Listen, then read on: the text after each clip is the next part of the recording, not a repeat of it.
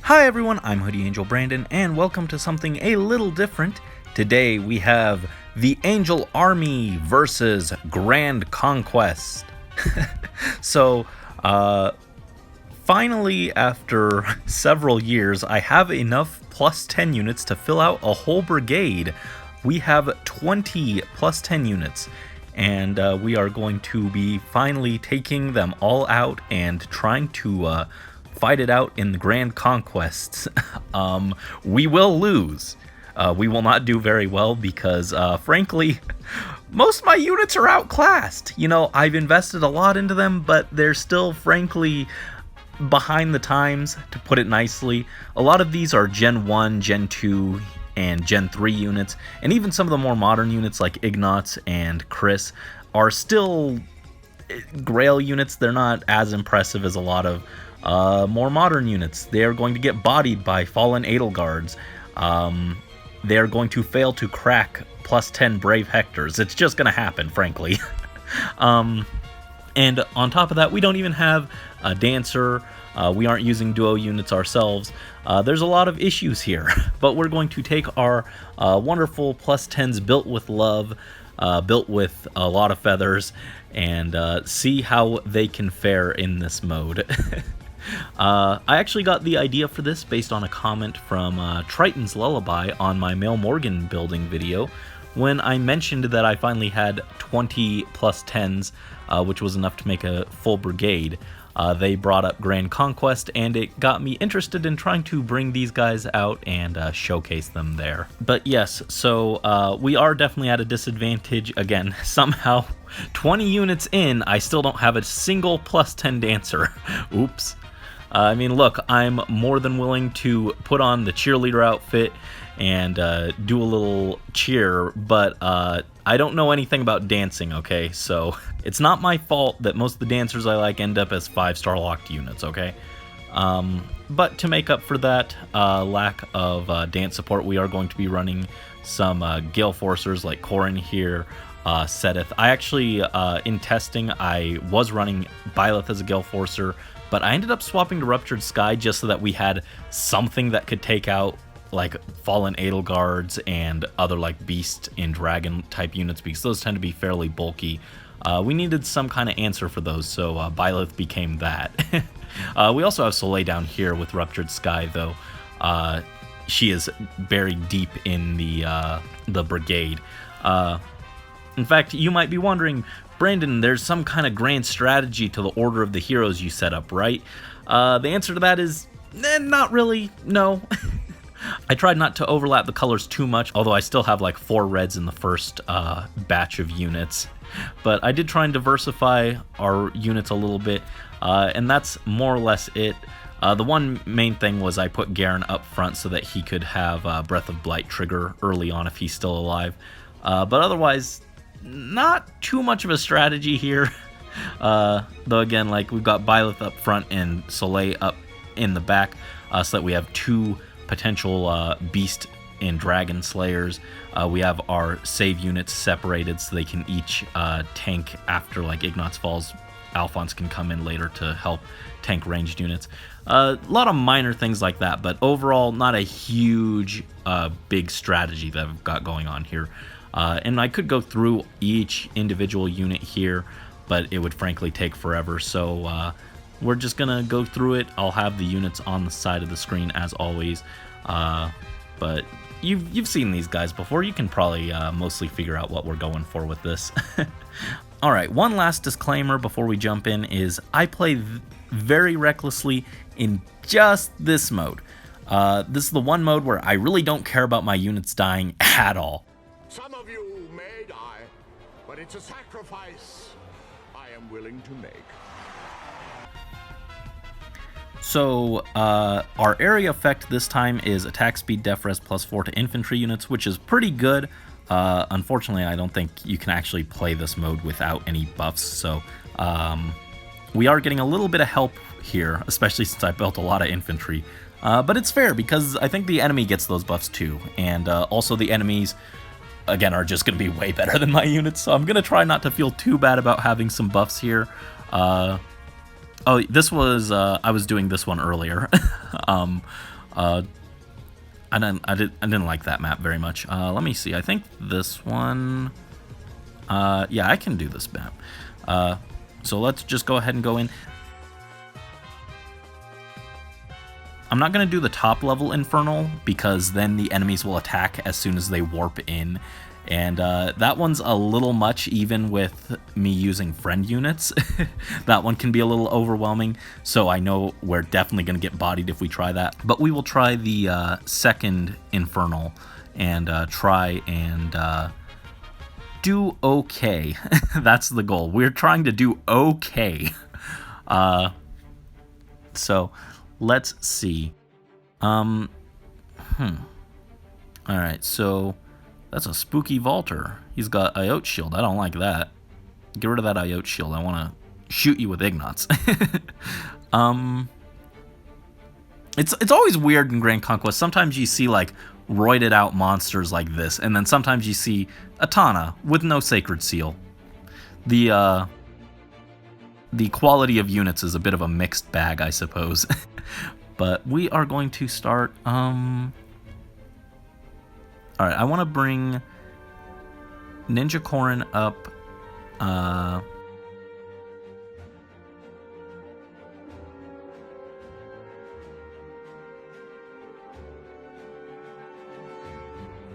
alright, we're going to bring Morgan over there, and our other Morgan over here. We're going to repo and start moving everyone down. Also, I swapped Khorne from Aether to Gale Force. Just sometimes he takes a hit here and there, and then he actually gets the Gale Force charged up, and he can pick off a weaker unit. But otherwise, his special doesn't matter too much. I really want to get him Vital Astra, though, because his speed is pretty good still. Alright, so they're just doing some nonsense over there. I don't know what they were all doing, but... So we're going to start by bringing our Ninja Corrin over. He can trigger his Gale Force off of Etri. So we're going to jab her twice. Trigger our Gale Force thanks to Time Pulse, which does unfortunately mean that I wasn't running like Savage Blow or something to soften up some of these units, but it is what it is, I suppose. Alright, so we're going to bump up Papa Garen's Def Res. Oh man, I was hoping that Morgan would be strong enough to take out Vaulter here, but he will take us out on counterattack thanks to his special, unfortunately. Yeah, again, see, look at this Serena. She's got like nothing going on here. Some units are like super strong, some are just not. I don't understand. Okay, so... Alright, I don't like doing this, but we're going to have Forrest come in, and we're pretty much going to sacrifice him. We're going to throw him at the wall, drop all that splash damage, and now female Morgan can rush over and take out Vaulter. Because he is the spookiest character over there right now, I think. Though there was also this Yuri. Oh, yeah, it's kind of, again, semi-invested Yuri. We'll pull Morgan out of Yuri's way on that note, and we're actually going to have Corrin instead reposition Ignots over so that he can I was hoping that if Forrest was fast enough to survive Lonku, then we could swoop in and protect him from Yuri, but unfortunately he wasn't fast enough, got doubled and died.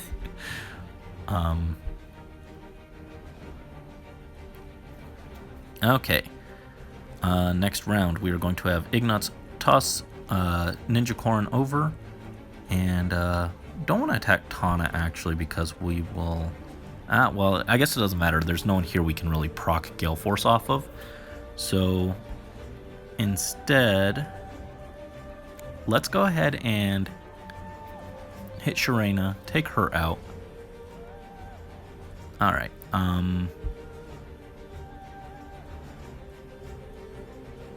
we're going to have Garen take out Priscilla. she's not a huge threat, but still want to get her out of there. And oh, I thought, well, yeah, we could take this, but then if we destroy this camp, we could have Corin swoop over and attack Yuri, but then we're just going to get overwhelmed by all the rest of these units. So I think it's smarter to just leave the camp for now and just clear out some of the units. Take out Tana, and then have Morgan fly over and attack Yuri. Zap. And now we'll have Corin drop Rally on Byleth to drop Ruse on Lonku. Weaken him a little bit.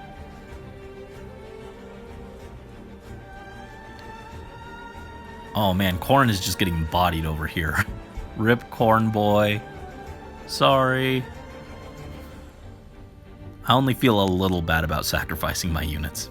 Just a little bit. Alright, Morgan was able to survive Lonku. And now... Alright, we're going to have her get some revenge for that stab that he hit her with. Bam! Nintendo 64. Feel the power. Nintendo power. What am I even talking about? Alright, we're going to have Male Morgan take out Morum. Bam. And now Ignatz will reposition Byleth to take out Merrick. Slap. Nice. Alright. Now the camp is unguarded, so we should be able to take that next turn. The Cecilia attacks and kills our Byleth. Oh no. Haha, surprise. We reduce the damage. She didn't expect that. But we are actually very injured. But we can actually heal up off of her. If we attack from here, I'm not worried about Amelia or Edelgard, but we are in range of Alm, and he's pretty strong. So I think we're going to attack from this side instead. Hit Cecilia with the Ruptured Sky and heal up thanks to Surge Sparrow. And now we'll have Ignatz shoot Julia. Bam. And alright, we'll hit the camp, clear that out. And now Xander will move down and attack Kagero. Wham!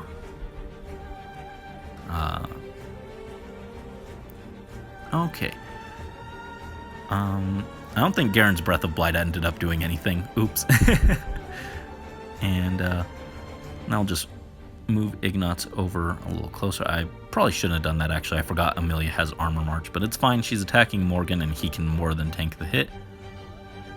Not really a threat there. In fact, now he's over closer so that he can hit Charlotte. That's fun. Bam, get out of here. Your crocodile tears won't fool me. Now we have more important things to worry about. How is Morgan just barely missing the kill there? Oh, the spurn, that's probably it. Alright, Morgan. Zap him. Bzz. Alright, now Xander can move down and take him out. Alright. Ignatz is not helping right now. He is doing functionally nothing.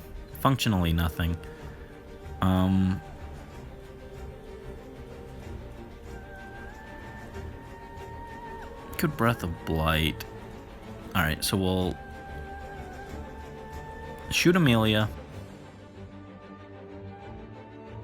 Hit her with the noontime that does nothing. Take her out. Not that she's a huge threat, but I just want to get bodies off the board. Actually, maybe I should have just left her because she wasn't really a threat. This Dimitri has a Tempest, which is annoying. Let's take out Seliph. Seliph is not usually a huge threat, but I've had him cause some issues in Grand Conquest. Unfortunately, I think Byleth is going to go down to Dimitri here. Oh, no, he's going to go down to Micaiah. Even worse. Professor, no! We will avenge you. Clarine attacks Xander. 1 damage, not that intimidating. Although she did hit us with some Savage Blow. Dimitri's going to attack Xander. Surprisingly, Xander is able to tank that with the weapon triangle disadvantage. Our big bro Xander putting in the work, luring Dimitri out so that Morgan can finish him off. And there we go. This Sedgar was giving me some issues on a different map. Get him out of here. Very fast guy. And we have our mortal foe Crom over here. Unfortunately, we don't have Valentine's Alphonse out, who would be ideal to deal with this. Alright, so I'm gonna have Garen take out Micaiah. Blah. Blah. Man, Xander's really good on defense, but he's not quite doing it over here, taking out Clarine, unfortunately. We're still gonna slap her. If only his Aether had been charged already. Alright, move Ignatz over, and Corrin just dropped the ruse on Edelgard, I suppose. Alright, Crom attacks attacks Morgan, but Ignatz swoops in to save him. Gives his life for it, but that's fine, because that means Morgan will be able to debuff next turn, which will help. Edelgard versus Chris.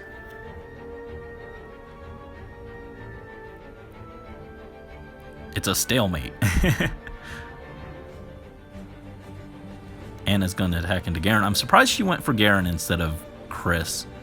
It's not like she was going to take out either of them, but surprised that she went over for Garen with the weapon triangle disadvantage. Maybe she just wanted to burn up his special. I'm not sure how the AI thinks. Sometimes I'm not convinced the AI does think. So we're going to have Garen take out Lilina. Just drop her right onto the floor. The good old Garen special. Corrin is going to take out Edelgard. Lilith watches from atop his head. And, Alright, we're going to have Morgie take out Finn, heal himself up with the Aether. There we go. And,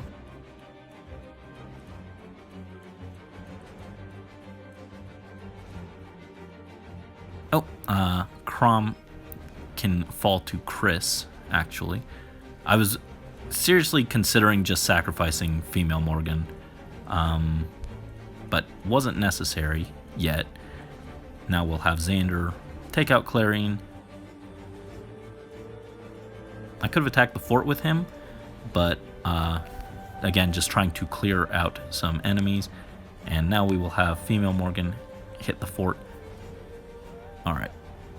Young Ike takes out Chris. That's fine. He was on his last leg anyway.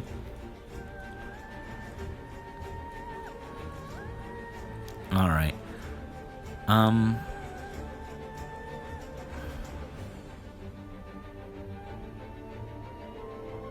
If only...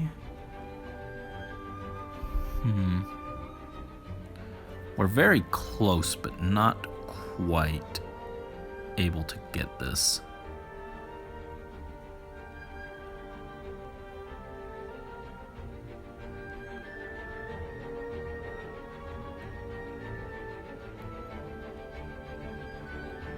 Alright, we're gonna sacrifice female Morgan. Sorry, sweetie.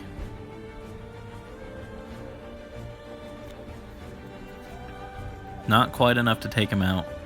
Down she goes. But now Mail Morgan can finish the job. Get this Ike out of here. Duos are cheating. Get out of here. Be gone. And we're so close. If Lucina had spawned where Hector is, we'd be able to clear the map right now. But unfortunately, not the case. So we're just going to drop a debuff on Hector there. He's going to attack Xander, take him out. Unfortunate. Alright. Sedith attacks Erica. Bam. Camilla will take down Hector.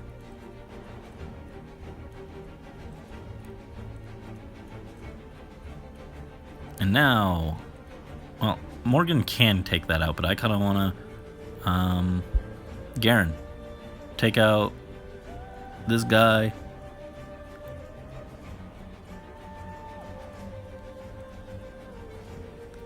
Corin, take out Lysithea. And now the fort is completely unguarded. Morgie, destroy it. There we go. So we didn't end up using all of our units, but we did get the win. Actually kind of surprised that was a first attempt. I thought it would take more tries than that.